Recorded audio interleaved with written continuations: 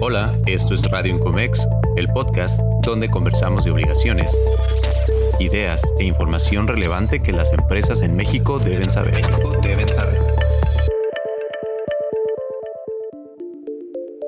Bienvenidos al podcast de Incomex. Mi nombre es Lorena Beltrán, soy conductora de este programa y directora de iExport. Les recordamos que pueden seguirnos en redes sociales, nos encuentran como @IncomexNacional. Estaremos encantados de entablar comunicación con ustedes a través de tu red social favorita. Y bueno, pues el día de hoy contamos nuevamente con la presencia de una invitada muy especial. Ya de hecho estuvo con nosotros en otro episodio y se trata nada más y nada menos que de la maestra Daniela González. Les recuerdo que ella es socio y líder estratégico en comercio exterior en Audico, especialistas en comercio exterior. Gracias, Dani, por estar nuevamente por acá. Gracias por la invitación nuevamente, gracias a Incomex por hacer esto posible y pues bueno, vamos a platicar otro tema más. Otro tema, así es, de hecho un tema bastante interesante también, como ya vieron por ahí en el título del programa, se trata de la importancia del gobierno corporativo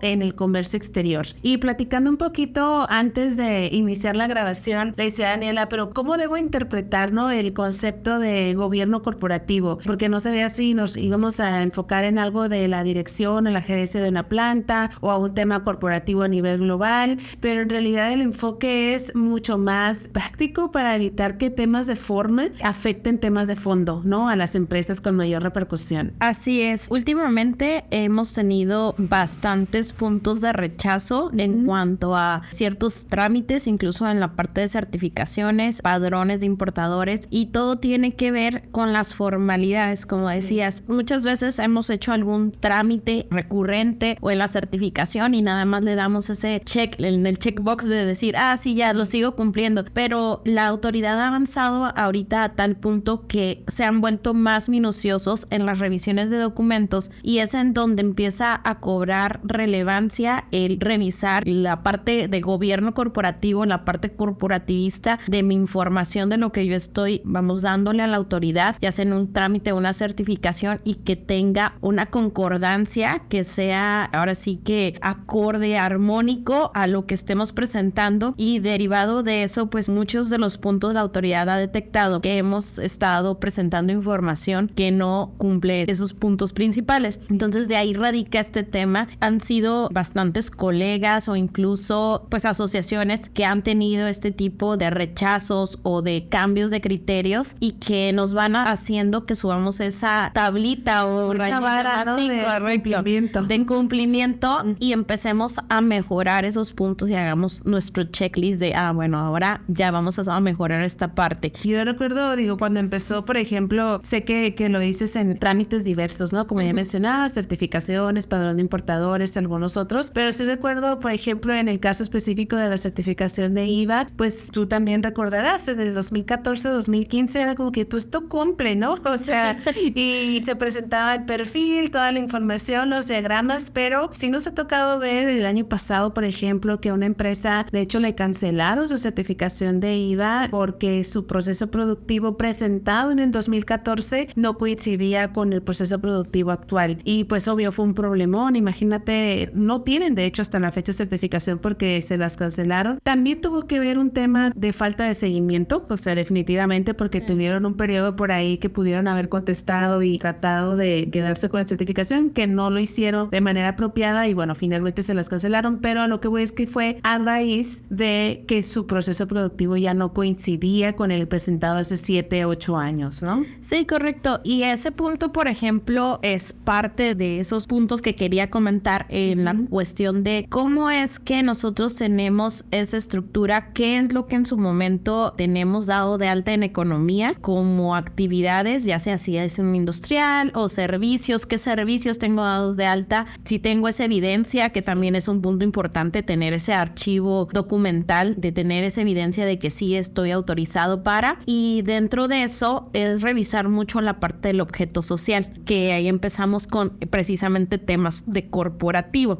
en donde pues vemos, por ejemplo, que hay ciertos trámites, por ejemplo, en donde vemos el alta del SAT y tenemos la actividad preponderante y de repente volteamos a ver lo que es el contrato maquila, y me ha tocado infinidad de veces que de repente vamos a hacer, por ejemplo, alguna mejora o adición a lo que es la certificación, o temas, por ejemplo, que tienen que ver con, vamos a decir, un trámite con padrones, y que de repente volteamos a ver y el contrato maquila no tiene nada que ver su actividad con la actividad que en su momento se le dio de alta al SAT como actividad preponderante, que su objeto social es algo totalmente distinto. Siempre pongo como este ejemplo de repente, y me tocó, y es un caso real, que una empresa empezó haciendo cuestiones como de ropa y de repente por cuestiones o giros de la vida cambió a algo que era hacer como una tipo de estantería, cuestiones de acero, o sea, un giro totalmente distinto, y nunca se tuvo la precaución de hacer el cambio ante SAT del cambio de actividad preponderante. Digo, no sé exactamente del tiempo, ¿no? Pero me refiero a esto, si fue una empresa que estamos hablando de su programa de maquila, o sea, puede ser una empresa que empezó en el 2000 haciendo, como dices, temas de ropa y 20 años después hace temas de acero. Sí, correcto. De hecho, esta empresa era como del 85, o sea, y desde el 85 no hacía un cambio. Y es en donde empieza, pues, precisamente a revisar esa parte armónica, en donde, ¿qué es lo que estoy cambiando de mi giro? No solamente es cambiar los estatutos y mi acta constitutiva en cuanto a la parte del objeto social, que tampoco lo había cambiado. Entonces, lo había dejado muy amplio como actividades diversas. Sí, yo recomendaría en la parte de cuando estamos hablando de todos los cambios al acta constitutiva y del objeto social, que realmente se pongan un poquito más precisos, pero tampoco tan precisos para tampoco amarrarnos, y ver ese cambio ante el SAT de la actividad preponderante, porque incluso ahí vamos a temas de que si yo no lo hago, puedo tener temas complejos en que yo no pueda deducir ciertas cosas, porque la actividad que yo estoy haciendo no tiene congruencia con mi razón de negocio.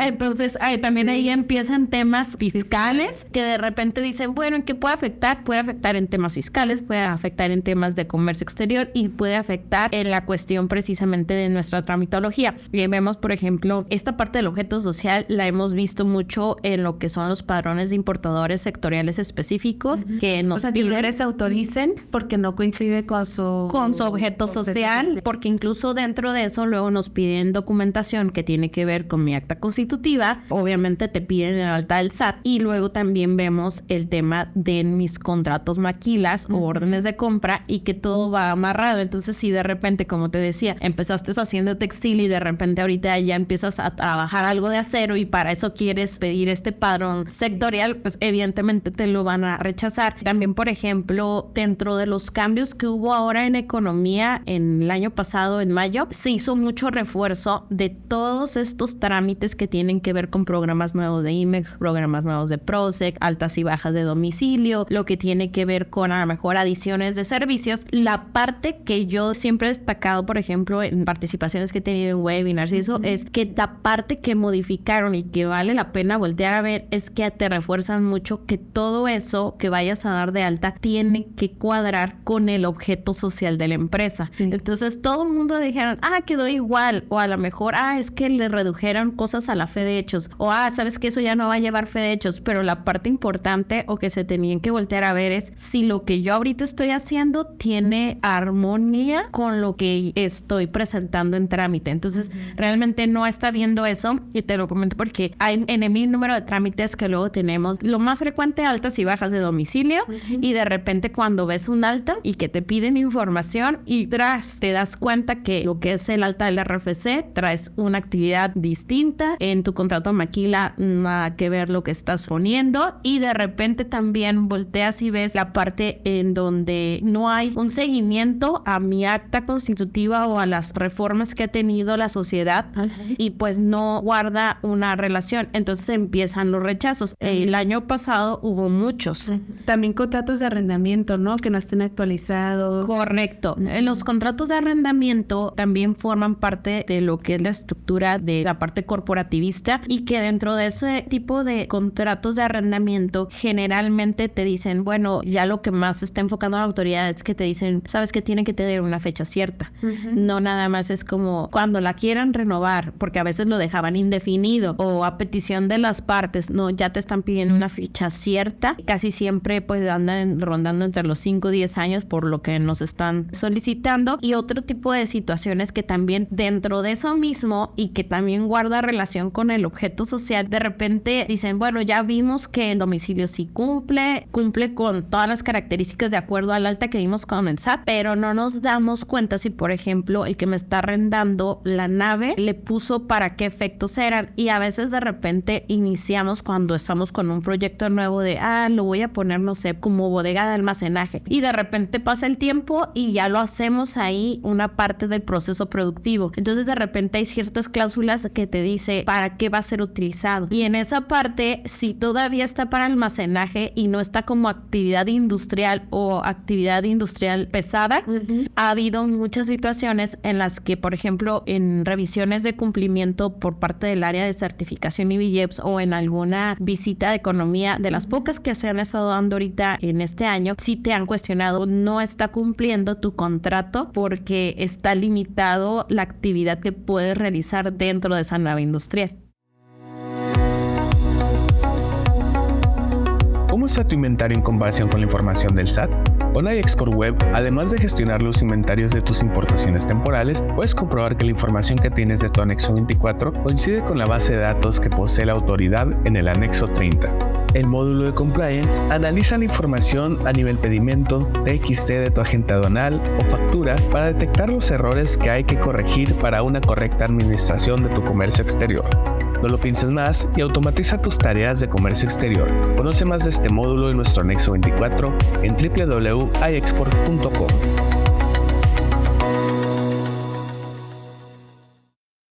Volvemos siempre como a un punto específico, ¿no? Que tal vez son tareas que pasan desapercibido. No todas, no voy a generalizar, pero difícilmente las empresas le dan esa importancia para que haya recursos dedicados a todo este tipo de temas de cumplimiento, ¿no? Que usted podría decir, pues, ¿cómo voy a tener a alguien revisando esto? No es nada más esto, se pueden hacer muchas más cosas, pero si no hay nadie, pues ahí tenemos a una empresa del 85 que no ha actualizado absolutamente nada, ¿no? Así es. Y pareciese como que es un caso aislado, pero realmente, como te comento, en trámites de altas y bajas es cuando más frecuentemente nos hemos percatado de eso, y cuando la autoridad empezó a ser más minuciosa en sus revisiones, fueron los primeros que empezaron a votar. Incluso tengo una conocida, una colega que me había comentado, por ejemplo, de una empresa que dio una alta de domicilio en una sucursal de una bodega y mandó la información, lo básico, como antes se hacía, que era un trámite de vamos a decir, de la 721 bastante ágil, rápido, que decían no hay tema, porque ya se había cumplido con la parte de economía, que era donde se estaba como obstaculizando un poquito más el tema de los domicilios, y de repente volteas a ver que le hacen un requerimiento y la empresa contesta este requerimiento muy básico y empezó un procedimiento de suspensión. Sí, su asesoría, por supuesto. Sí, entonces justo esta coleguita lo tocamos en una asociación y lo llevamos a la mesa porque empezamos a percatarnos de esos puntos nuevos que estaban solicitando y que empezamos a alertar a las empresas de ya no contestes nada más así por contestar, sino tienes que tener toda esta parte documental que tenga una armonía y que tenga una congruencia, y que incluso dentro de ese mismo requerimiento recuerdo que le hacían, aparte de que no había una congruencia en cuanto a la parte del objeto social, que también se lo estaban observando, les hacían mención que todo eso, en virtud de que no había una congruencia a lo que habían observado, era que la infraestructura no cumplía con la actividad que ellos tenían dada de alta. Entonces, que no se tenía, pues, obviamente, una maquinaria acorde a lo que estaban solicitando y a lo que ellos en algún momento habían presentado en aquellos entonces del 2015, y empezaron el proceso de suspensión. Por eso es que te digo, no es un hecho aislado, es algo constante. Han empezado todo el tema de lo que son las visitas de cumplimiento, este tipo de temas corporativos que han estado más en la lupa y que están llegando requerimientos en este sentido. Igual, pues, como te decía, en cuestiones de padrones de importadores sectoriales, pues es un tema también y pues tiene que ver, por ejemplo, lo que te decía, aquellos programas como de economía altas, bajas de domicilios, programas nuevos de PROSEC o alguna adición del servicio, pues todos estos son los que se están tocando. Y Dani, hacia la recta final, ahorita escuchándote, en realidad veo que hay muchas aristas en cuanto a los puntos que se tienen que cuidar, ¿no? ¿De quién pensarías o de quién tú puedes, yo sé que no va a ser fijo en cada empresa, pero de quién es la responsabilidad de llevar esto? Porque hablamos del padrón de certificaciones, pues decimos eso es de comercio exterior, pero también es cierto que una persona, incluso un gerente de comercio exterior, no necesariamente va a tener la acta constitutiva, contratos de arrendamiento y mucho menos enterarse cuando haya cambios, ¿no? Entonces, ¿eso es bien un comité que se tenga que crear? Sí, de hecho, esa es la recomendación que se ha estado dando. Evidentemente, ya hemos avanzado porque ya estamos un poquito más presentes en el área de comercio exterior, en la mesa de los niños grandes, pero sí era, por ejemplo, casi siempre ese tipo de actividad las lleva el área de finanzas, contabilidad, vamos a decir, como el director general, que quedan con esta información, o el gerente de planta. Y aquí lo que se propone, y dado que hemos estado avanzando mucho en temas de lo que tiene que ver con trámites y certificación, es justo hacer un concentrado de esta información. Muchas de las veces se propone a lo mejor generar un drive y que sea uno solamente el que pueda hacer modificaciones y todos los demás para que puedan visualizarlo, en donde se tenga toda esta información corporativa, en donde se visualice los cambios que ha tenido ahora sí que nuestra acta, la sociedad, si ha habido, por ejemplo, inclusiones de socios, si se les ha aumentado el capital, cuestiones también de accionistas, o por ejemplo, cuál es mi mesa directiva, o temas incluso también de representantes legales, toda esta parte de cómo está estructurada mi empresa, cómo yo lo voy a estar cuidando, y que se esté haciendo ahora mejor ciertas adecuaciones a los formatos para que se vea cuál ha sido la última versión y se vaya teniendo un rastreo de este tipo de informaciones, porque incluso también socios, accionistas, representantes legales, también ha sido un tema en cuanto a los trámites que tienen que ver, por ejemplo, actualizaciones de lo que es el formato 295, el formato 96, también, por ejemplo, ya tenemos el Registro Nacional de Inversión Extranjera, también está teniendo ahorita un auge. Incluso el 18 de abril pasado se hizo la presentación de aquellos que se tenían que hacer alguna adecuación o actualización, y si no hiciste la actualización, pues hay multas. En ese sentido, tenemos, por ejemplo, también las nuevas solicitudes que ha hecho Economía en base a las reglas de mayo de 2022, en donde nos está estableciendo que también tenemos que informar si hay modificaciones de socios, accionistas, representantes legales, que es una nueva obligación para lo que son las empresas IMEX o PROSEC, e incluso la buena práctica de cómo hacemos también esa adecuación en BUSEM para los usuarios, para la persona para oír y recibir notificaciones, y todo lo que tiene que ver con la 721, que empezamos haciendo a lo mejor algunas adecuaciones, a lo mejor sí lo traemos muy en el radar la 295, la F96, de repente nos llegamos a acordar de lo que es el informe de la 721, de lo que es las certificaciones, pero dejamos afuera la inversión extranjera y aquellas modificaciones que nos acaban de imponer en mayo pasado. Muy bien.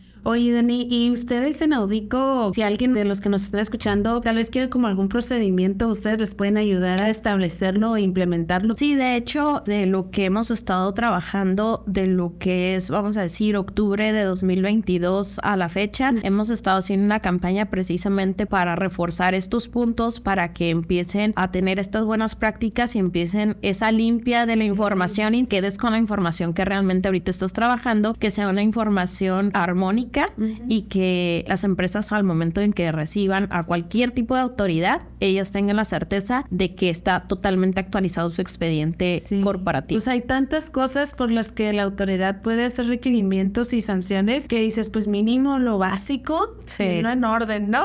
Correcto.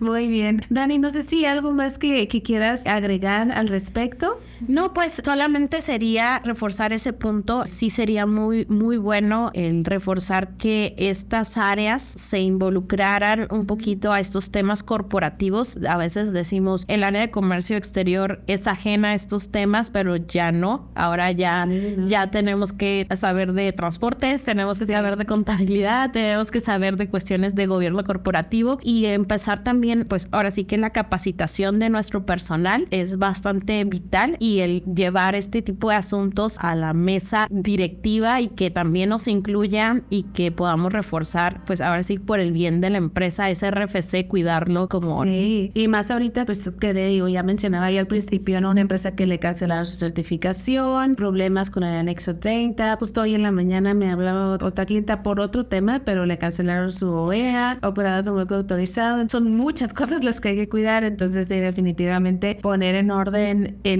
valga la redundancia, ¿no? Empezando por la base de nuestra empresa. Así es. Muy bien, Dani. ¿Nos podrías recordar tu teléfono, el correo electrónico? Sí, es 664-382-0846. Correo general de Audico es info@audico.com.mx y el de una servidora es gonzalez@audico.com.mx. González, las dos con Z, sí. @audico.com.mx. Así es. Muchísimas gracias, Daniela, por acompañarnos el día de hoy en este programa. Muy interesante todo lo que nos has mencionado. Espero que la audiencia tenga por ahí en su checklist mental, si es que van manejando o que hayan tomado nota para empezar a revisar todos esos puntos y pues tomarlos en cuenta, ¿no? A Audico en caso de que quieran recibir una asesoría profesional para implementar todos estos procedimientos. Sí, será un placer atenderlos. Muchas gracias a todos por escucharnos. Los esperamos el próximo miércoles con un nuevo episodio en Radio Incomex.